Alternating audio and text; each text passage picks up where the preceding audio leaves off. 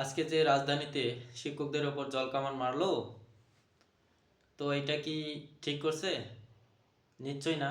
এই সরকার ঠিক করে নাই। এখন আমি যদি বলি এই সরকার ঠিক করে নাই, হয়তো আমাকে অনেকেই ভাববে হাসিনার দোসর, হাসিনার গুণগান করছে, ফ্যাসিস্ট হাসিনার গুণগান করছে। কিন্তু এটা না ভাই, হাসিনার গুণগান না।